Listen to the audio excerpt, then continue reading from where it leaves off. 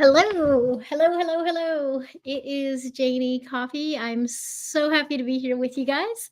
Um, Richard, can you see me? Can you hear me okay? If you just put yes in the chat, I will know that it is okay for me to go on ahead and get started on this awesome topic.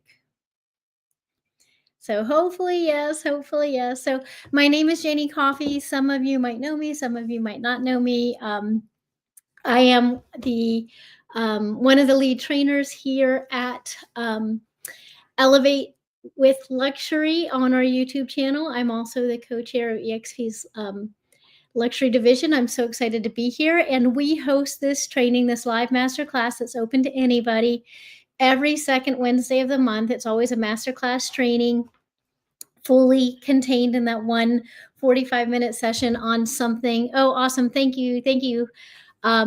So always something self-contained in that 145 minutes that will give you some really great insight and training on something.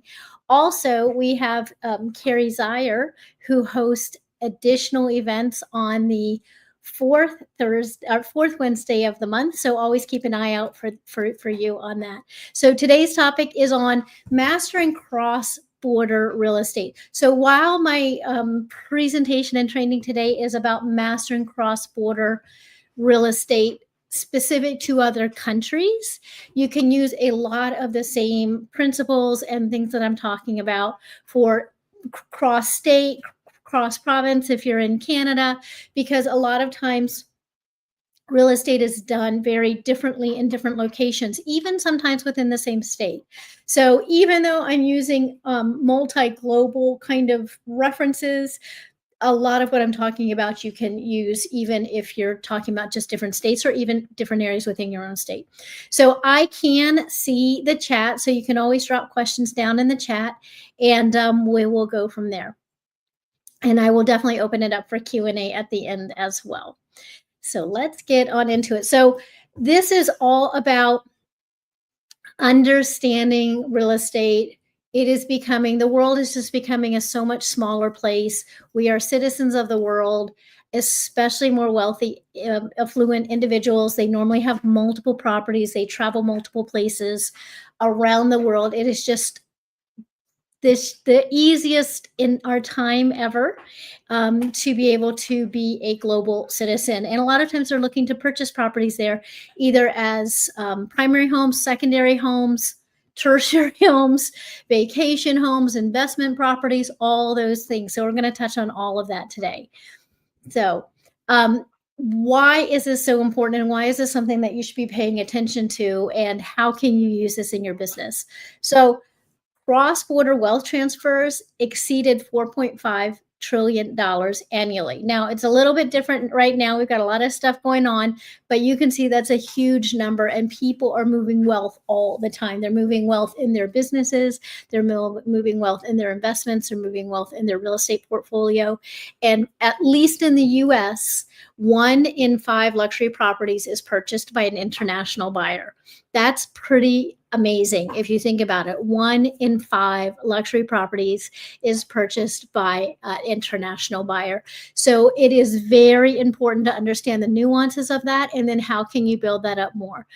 Remote work and second citizenship is definitely adding to that now. We didn't even have that much of that, say 5 or 6 years ago, but we're seeing more and more of that. And just the way we work now, people don't have to be in a fixed location nearly as much as they used to. So a lot of people are working remotely. They're working with their phones or their computers, or they're running a business and they can just be anywhere. People are also buying property for investment purposes because maybe their own either state or country is not the best for investment. So they're looking at opportunities to grow their wealth through investment, and they might be in a more unstable country. And so they have like flight capital. They're moving their money, they're moving their wealth into places outside of their home area just to protect their wealth. So you've got people growing their wealth, people using it for their own personal purposes, and then some people moving their money just for protection. So there's all those different reasons. They're not just locating their really looking at a lot of different things and things that we might not have thought about before. So, thinking about that, looking at your area specifically, and seeing if your MLS might provide data of where your most highest concentration of global buyers are coming from can be really, really informational and informative. And they normally have that kind of information, or at least they have good data. If they don't have good data, I promise you ChatGPT does. And you can simply ask ChatGPT, where's the top 3 locations that I have migration either into real estate property purchases in from, or going out of, so you can understand the bigger buyers and sellers, because a lot of times those folks become sellers later. But you want to find out, you can't be a what is it, a jack of all trades. Even with global, there's going to be a handful of locations that are much more um, prone to buying and selling in your area, and that's going to be very different depending on where you are yourself and where you do your business. So high net worth clients, they think differently. They often prioritize privacy. They often prioritize security and legacy.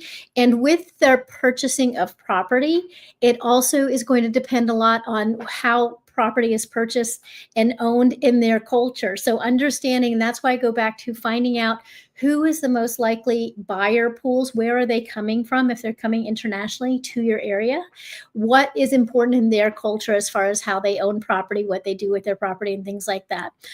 They often also make decisions based on global taxes, on visa things, all kinds of things. So it's going to be really, this is why it's so important to find out who's the most likely buyers in your area. So, for example, on the west coast of the United States and Canada, you have, excuse me, often a lot of people buying from Asian countries.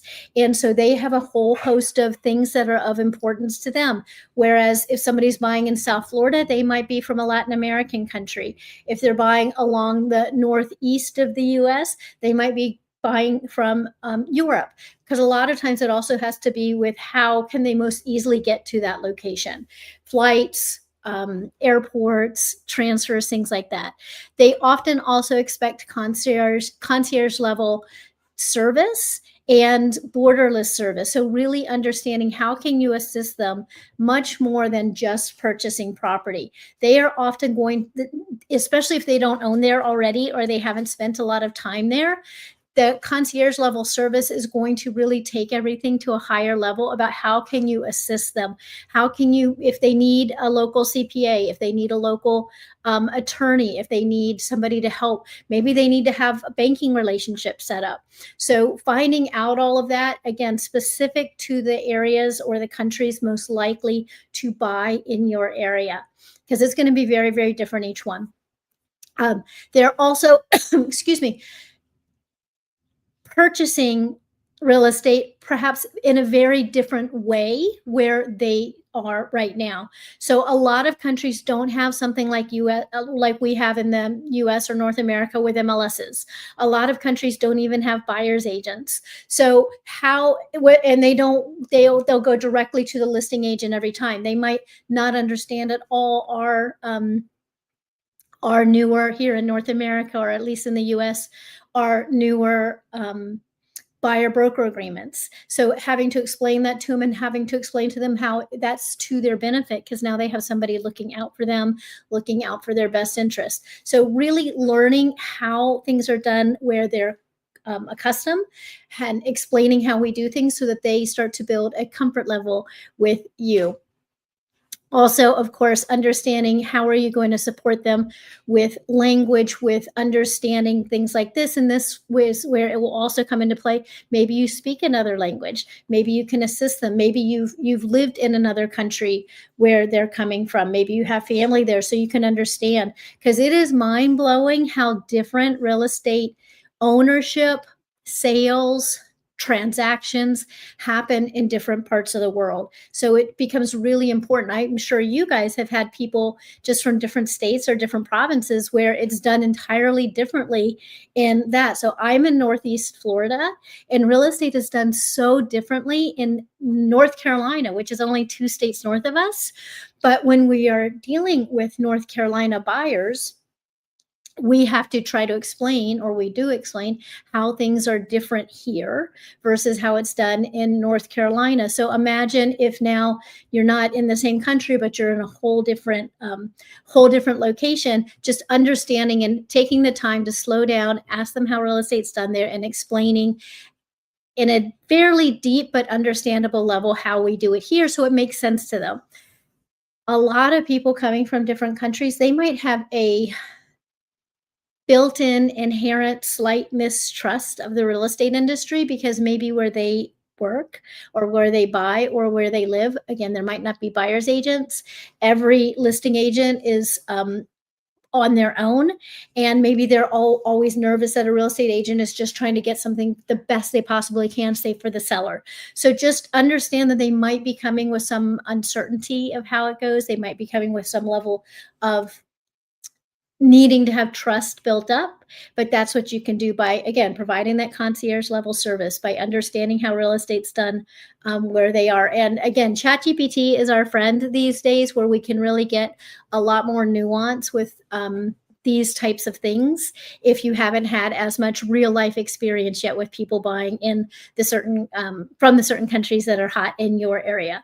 So excuse me. But again, it can be a real amazing growth strategy for you and your business, because maybe your area is saturated with real estate agents, but very few are tapping into the international markets. A lot of times that's from fear. A lot of times that's from just lack of knowledge or not even understanding what a big market it is. Your MLS, again, just like your MLS can probably tell you the highest buyer pools where people are moving from to your area, or at least purchasing property in your area from. Your MLS might also be able to tell you what percentage are international buyers in your area. You might even be able to pool. I don't know how you can sort your MLS, but you might even be able to pool, are these normally always cash buyers? Of course, international buyers often are cash buyers, which has a benefit to it, of course, but are they also buying with loans? And if they're buying with loans, one of the concierge level things that you can do for buyers is start to establish some relationships with lenders who do lend to international buyers. Because if they're buying and they don't live in US or North America right now, and they don't have an established banking relationship, they might need to have that set up before they can purchase. If they're buying to move here and live here, that has one kind of set of things around it. Or if they're going to continue to live in their home country or another country, excuse me, one sec, in their home country or another country, that's going to be an entirely different type of loan. So you've got to find that out. Like we spoke about before, there's investors, there's expats who are people. Excuse me, guys. I've had a week of training and my voice is paying for it. Investors, expats, those are people who are actually moving from their home country. They might be dual citizens, where they're splitting their time between 2 or 3 or more locations. They might be business owners. Oh my goodness. Sorry, guys. So really kind of finding out what's really going on. And this is where the MLS, both data from your MLS, oh my gosh, and or your board is going to be really, really important, but also what you're able to pull from the MLS yourself. If you're able to search in your MLS, some MLSs say there's a category, once a deal is closed out, it says what's the country of origin of the buyer. You might be able to pull that data, and then you might be able to pull that data and compare how many were buying with cash, how many were buying with loan, things like that. That's all going to be very, very useful information. And you never know where somebody's buying from. Again, I'm in Northeast Florida. We get a lot of people. We get a lot of people from the US. We get them from Texas, from California, from the Northeast. And then our larger international buyer pool for us right here in Northeast Florida is Canada more than anything else. But when we get down to Orlando, which is in my state, that's normally going to be a lot of Europeans. British people, French people, Germans. And then when you get to South America, South Florida, that's when you have a lot of Latin American buyers as well as European buyers. And there was a time there was a huge group of Russian buyers. So again, it's really, really important where you yourself live and work. If you are with an international brokerage, meaning a brokerage that has a footprint in multiple countries, I would lean into the international kind of section of your brokerage. I'm with EXP. We have a fairly large international group. We're in 25-ish countries. Quite a few other brokerages have an international division. And if you're not at an international brokerage, there are quite a few different international training and networks and affiliations that you can get lined up with. So there's lots of ways that you can get additional level training if this sounds like it's something really, really important for you that you would enjoy doing. So in 2025, some of the global buyer hotspots where people are moving around the world. In the US, people are often excuse me, going to Portugal, Spain, Costa Rica. We see a lot of US people going to Portugal because there's really great programs for people to actually set up like a homestead there. It's very advantageous and it's very affordable. They're often buying in Costa Rica because you can live a very nice life for a lot less money than it would take you maybe in the US. And you see a lot of US people buying and even moving to Latin American countries because they can just live really, really well for maybe less than what it would be if they stayed here. People from Latin American countries, they're often buying in Houston, they're buying in Tampa, they're buying in Miami. So they're buying in places that have a maybe similar culture or similar climate to what they're used to. People from Asia are often buying in Vancouver. People from Asia are often buying in Vancouver, Los Angeles, London. There's a lot of that going on. And then people from the Middle East are often buying in Paris, Marbella, the Bahamas, places like that. So that's why it's so, so important, because you can't possibly learn how is real estate done for somebody from all these different countries. You need to find out what it is kind of specific for you, and then find out what kind of tax benefits there are, or tax implications there are, what kind of potentially second passport programs are going on between different places. And we're not just talking about influx of buyers. Who could you be partnering with on the other end of the migration and building up relationships with those folks? Just understanding how the money moves and how you can position yourself to be part of that transaction, either in that transaction directly or maybe even referring people back and forth. There's programs for that too. There's entire organizations you can get involved with that as well. So a couple of the main places in the US that has the highest number of international property owners, New York, of course. I think that's one of the most international cities we have in the United States. Florida, many different places in Florida, but it's often very different buyer pools throughout Florida. Chicago is quite large. Texas, quite a few different locations in Texas are very, very international. Quite a few cities in California are quite international. Phoenix is also pretty international. The Northeast of the United States is quite international. So again, finding out what's going on in your area. Excuse me. It's really fascinating to me. It's really fascinating how an entire segment of people from some location have found one place that they love, and then they just kind of all start to buy there, move there, vacation there. It's just really, really interesting. So some of the things to understand when you're working in a more global environment, especially as it relates to possible buyers for your area. is kind of cross-border transactions, the complexities, how to simplify it, how to make it easy and doable for your um, excuse me, for your potential buyers. So there's things to think about: currency fluctuations and transfer compliance. Like, how much money are they allowed to transfer in? How long of a time do they need to be transferring that, for example, into the United States over time so that it's here? There might be tax implications, and there's certainly in the US FERPTA, which becomes extremely important if you are a listing agent and you're selling a property by a foreign person who does not live here full time. So that's very, very important to that, because there might be withholdings that they're not familiar with. Again, financing to a foreign buyer can be really, really different depending on what they have, the language of their documentation, how complicated their own assets are, maybe in their home country. I, not that long ago, was assisting somebody buying a pretty large property, extremely wealthy, well financed, but they wanted to get a mortgage because the mortgage rates were advantageous. And their lender got them all the way to about 2 weeks prior to closing, and then said, we're just not going to be able to do that. Everybody was losing their mind. The seller was losing their mind. I was representing the buyer.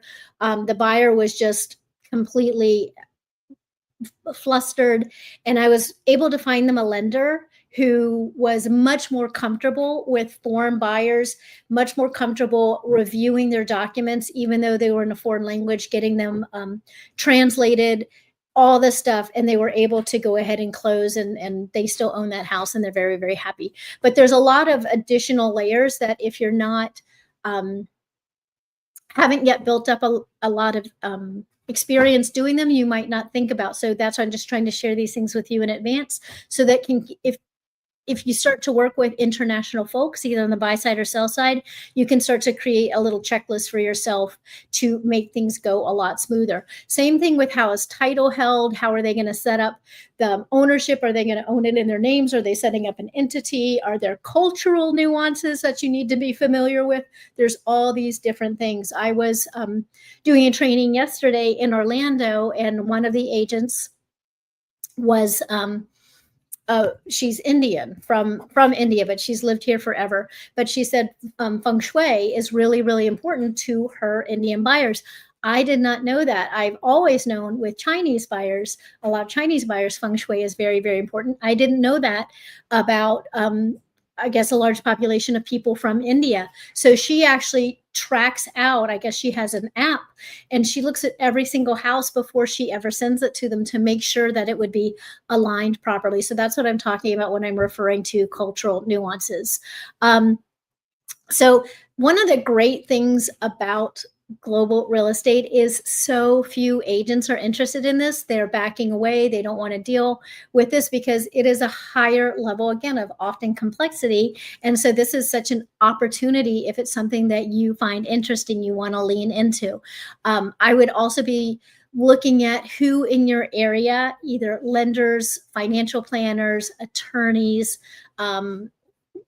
any of those kind of things, who can you start to build relationships with? Who can you start to gain information and knowledge with, so to make yourself the best person when you show up for these international clients? And using that and building that network and bridging those gaps between all the types of people that they might need to work with. EXP, we have a large global referral program. If you're not with EXP, you might be at a global brokerage, or like I said, you might join a global alliance, a global network. There's several of them out there. So I would look into that.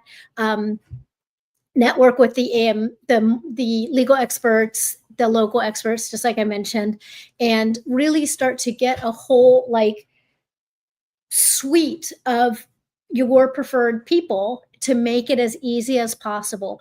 Is there, say, an international school? If people are moving here and they're going to live here and they have school-age children, is there an international school that they might want to send their children to? There's quite a few schools that are throughout the world that have the same curriculum no matter where they are. So that's something you might want to look into. In the United States, we have something called an international baccalaureate program that is aligned with different, this is for, I think it's middle school, it's definitely high school and above, where it is aligned with certain countries so that part of, and this is in public schools, where the lessons are taught in part in the language of that country, and the curriculum matches up to that country. So if somebody wants to go back to that country, if those students want to go back to that country when they're in college age, they would have met the qualifications to enter college there. My daughter is half German. German is her first language. And when we moved from Germany to Miami, we were blessed that the International Baccalaureate program was in Miami. So my daughter went to school. She actually went to International Baccalaureate school from first grade on. And so they spoke German. Half her school day was in German. She went an hour longer than the rest of the children. And when she graduated, she had the equal education to be able to go to university in Germany, which is awesome because it's free there for German citizens, which she is because she's a joint citizen. So just find out, are there international schools? I think Montessori is international. The American school is international. There's a bunch of them. So finding those things out is something important as well. And keep your referral and your global partners up to date with what's going on. Maybe have a monthly or a quarterly newsletter of what's going on with real estate, what's going on with mortgages for foreign nationals, what's going on with maybe laws, taxes, restrictions, all that, and keep them up to date. So as they come across folks, they're going to be thinking, oh, you need to speak with Bob. He knows everything that's going on. He's got great resources. And people from other countries buying real estate are really going to want to work with people referred to them, because they don't have so much trust. They really need to rely on their professionals who are helping them. Another thing, if you happen to be from another country or speak another language and people in that area that you serve are buying, I would be doing blog posts. I would be doing social media in that language, because people who are not in the US right now, but they're searching for property, they are probably searching in their language. They're not searching in English. So if you're blogging, I was doing a training yesterday and there was a gentleman from Finland. And even though Finland isn't huge, I was like, I would be doing some blogging and some video content in Finnish about Florida real estate. I had an agent that I worked with in the past, and he spoke Czech as his native language. And I was like, I would be, putting blog posts and videos in that, or any possible language if you speak that, or if you're from there. That's really a way to stand out. There's also even AI these days, where if you do a video, you can have the video translated into multiple languages so it looks like you're speaking that language. So if you're working on building an international clientele, that's something you might want to think about. The only downside to that is then if you end up with folks who then want to speak to you in that language and you don't speak it, that's going to put you in a challenging situation. So I would encourage you that if you're going to be doing things in another language, it's a language that you can communicate in, at least at a decent level, because you do want to be able to explain all the nuances of real estate in a language that the people understand. Excuse me. So cultural sensitivity is also something. So having cultural intelligence will provide you a competitive edge. People are different all across the world, how they interact with each other, how they deal with people in business, learning business etiquette and negotiation styles. I'm from the Northeast. Well, I'm from Virginia. And most of my professional life before I moved to Germany, which is a very rigid company as far as business etiquette, was in DC, Washington, DC, which is also very rigid in how you do business. Well, after being years in the DC and German working environment, I moved to Miami. And the cultural difference between the way people do business in Miami versus these other places, it was like night and day crazy. So understanding, again, how business is done. How do people speak to each other? At what times of day is it appropriate to communicate? Do you call that person Mr. and Mrs. or by their first name? Do you use familiarity, or are you very formal? Just understanding all of that. How do they negotiate? Different parts of the world negotiate very, very differently. Some parts of the world negotiate every single thing, even if they're buying a chocolate bar. Some people don't negotiate at all. They just think the price is the price. So understanding the negotiation style so that you can support them, and then explain to them, this is how real estate generally is done in our area. Purchasing, offers, inspections, all those different things. And again, respecting the communication pace and formality of how they are used to doing. And you can pick that up very easily. And how are they communicating with you? Understanding gift giving, timing, relationship building, customs, things like that. You want to make them feel respected and welcomed and supported with what they're doing. And those little subtleties can go such a long way. Again, back to my time in Germany, I'm American. I'm used to calling every adult by their first name. Well, in business, at least when I worked there, it's been 20 years now, and I'm pretty sure it's still the same. If you're not familiar with that other adult, especially in business, you're going to call them Mr. or Mrs., whatever their last name is, Mr. or Mrs. So I'm Frau Coffey, for example. If I were to call somebody by their first name, that might be off-putting, and I might not even understand that. They're not going to let me know, but that's going to exist. So that's why it's important to understand the subtle business ways people deal with each other in different countries. And again, you can pick up a lot on how they're dealing with you. Are they calling you by your your formal name? Or are they calling you by your first name? Are they very conversational, or are they very rigid? And just asking them, hey, how is negotiations done in your area? I want to support you by explaining how it's done here, things like that. So moving on to, how do you brand yourself as a global real estate advisor? And this is where my days from Sotheby's really come into play. We were taught from my very earliest days at Sotheby's that we were global real estate advisors. We weren't real estate salespeople. We weren't real estate brokers, although that's what we did, and that was kind of our task, but we were really global real estate advisors. And just thinking of myself in the framework of being a global real estate advisor kind of changed how I dealt with people. I really positioned myself as the trusted advisor that they could go to. I was detached, I still am, detached from the outcome of the sale as it relates just to me, so that I can really be an advisor to them and help them figure that out. If you have a website, are you going to have it translated into multiple things? Do you have digital materials that they can maybe download that explains how buying or selling real estate in your area works? Do you have global affiliations? Again, you might be able to, if you're with a global brokerage, or you get affiliations organizations that you join, or certifications that you earn, make sure to put that on your website and show that off and share that in your social media. If you're multilingual, that becomes very, very important. If you've had international success stories, share that. You can make blog posts about it, because people just want to know that the person they're dealing with, maybe hundreds or thousands of miles away, is there to help and protect them and help them navigate through whatever they're doing. So just think about perception is power, and making that online presence, making your presence look international, flavoring things in, telling stories about how you helped people will really help to position yourself as a global authority. Even something as small as calling yourself a global real estate advisor versus a salesperson can really make a difference. So a couple tools and technology tips and tricks for global transactions. I'm with eXp, but you might have something different depending on what brokerage you're with.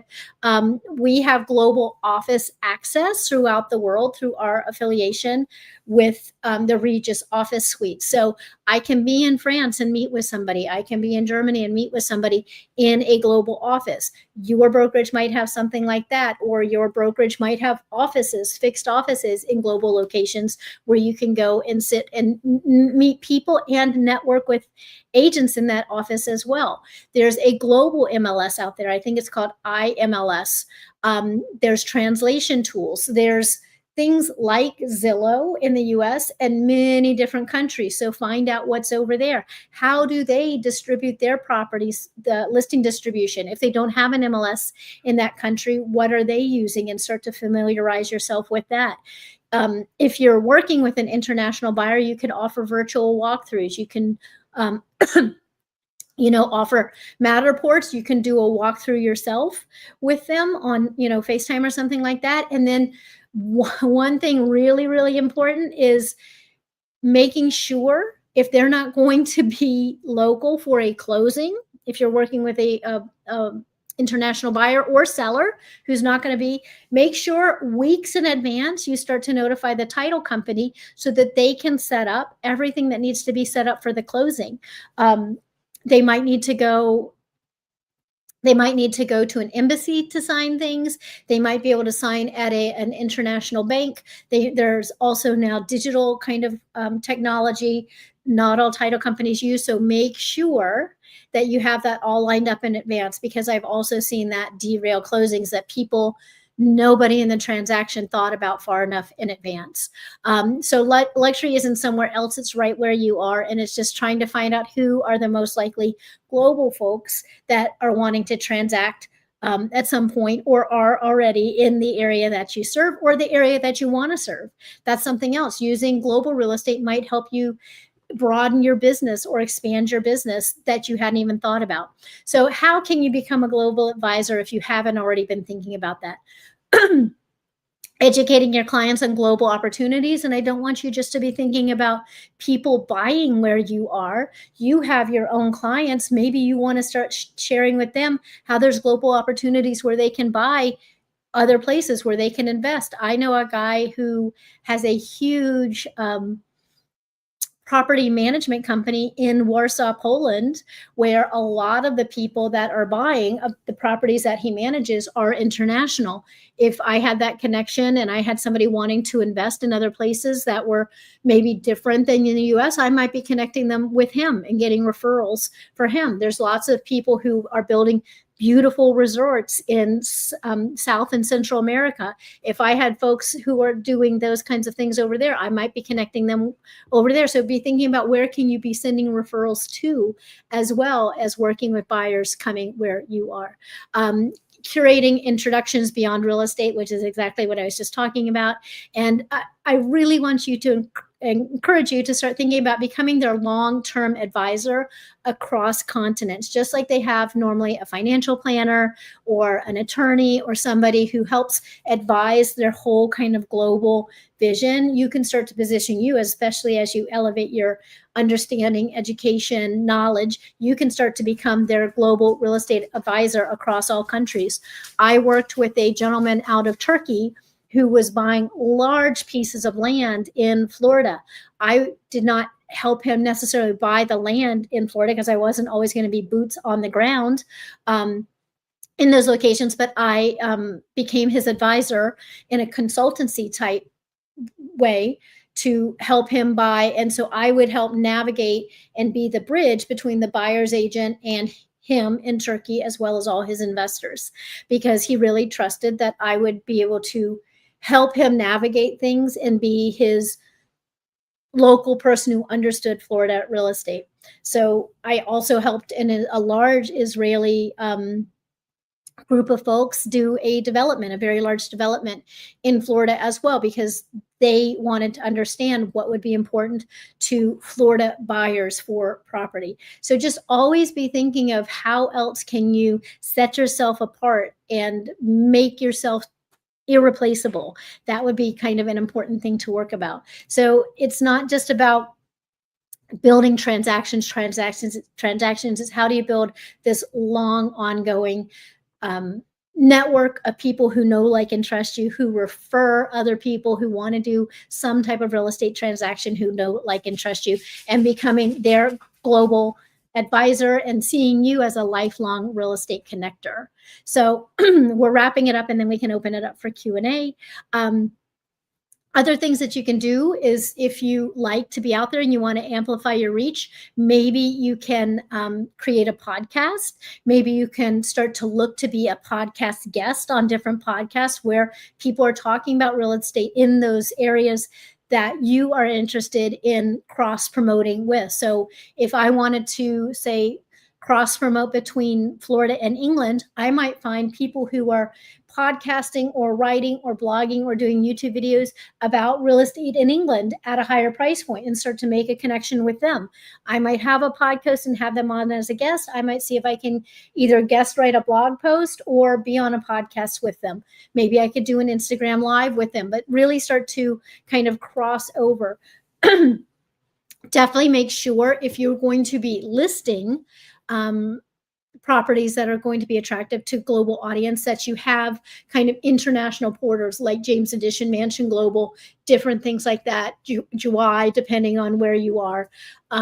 You might be able to get a PR company, or you can sign up for Quoted, QWOTED, and or Haro, HARO, where you can always be looking for opportunities to get press. Those are both resources that journalists use when they're writing stories, and they're looking for resources who can give them information on the stories they're writing. So you could be always looking for people who are looking for somebody. Say, hey, I'm looking for a real estate agent who has worked with somebody recently from Spain, and where they were looking and what was important to them. And if Spain is a country that you're, looking to work with, you could write them and say, hey, I could be a great resource for you.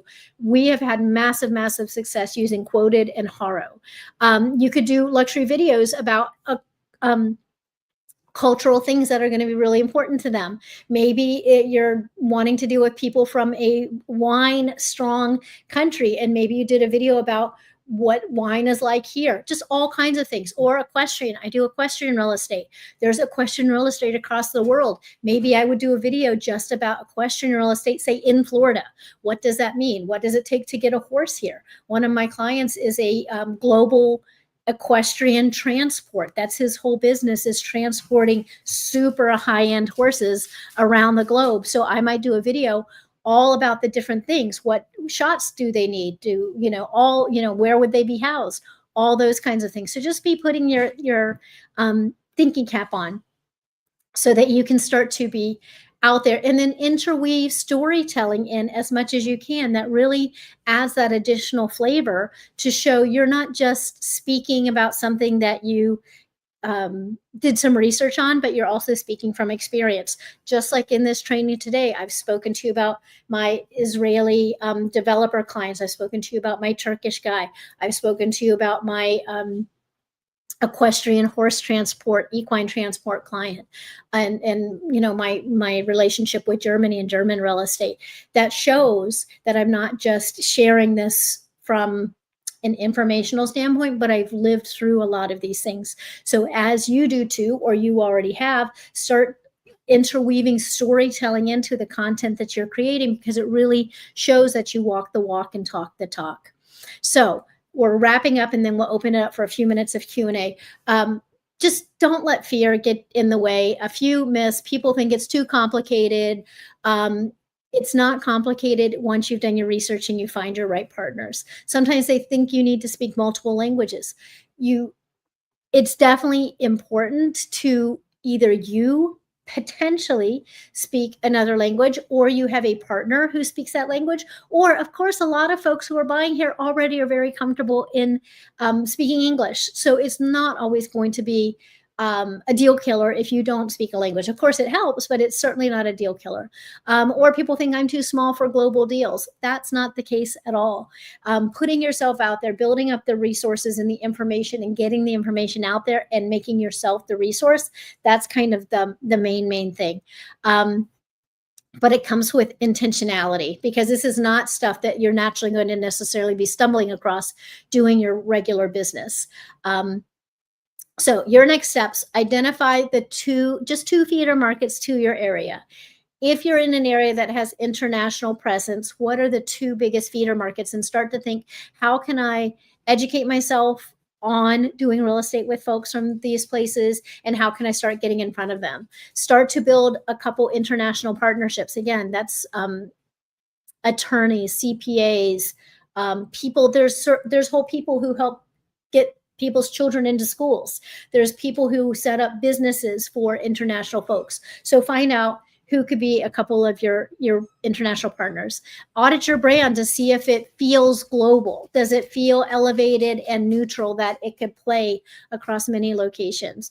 And if you're at EXP, you might want to join EXP's luxury division and or connect with the folks from those other countries. If you're not with EXP and your brokerage is global, find out what your brokerage has. And then on top of that, look at, like I said, there's different alliances, excuse me, certifications and trainings that you can get through NAR, through independent organizations, things like that. A well-known one for cross-promoting global properties is, oh gosh, if somebody can drop it in the chat, Global Marketing Alliance. I think it's GMA, Global Marketing Alliance. That's a great one to look into. So there's lots of things. So I want to open it up for questions. I'm going to check the chat now to see if there's any questions. Let's see. Oh, thanks. Yeah. Hey, Volker, good to see you. So any questions, you can definitely drop it in the chat. Otherwise, you can always message me independently. And I will try to get back to you as well with the resources or answers if I don't have them. All right, everybody's good? Okay, so your global starts here. Think of yourself as the connector. Think of yourself as the calm expert. Think of yourself as the global authority. It all starts with the intention to move your business into that direction. And like I said, just start to put things into place. Think about how can you build this side of your business if it's something of interest to you. And we spoke at the top of the training about being borderless. This is also ceilingless as far as how much you can grow your business using a global view. So I encourage you to look into that. I encourage you to see what kind of opportunities are in your area. And I just appreciate you being on with me for this time. And hopefully it gave you some valuable insight and maybe inspired you to take some action. So my name is Janie Coffey. I am always here the second Wednesday of every month at 2 p.m., always on some kind of topic. So thank you for spending time with us, and we will see you next month. Thank you. Bye.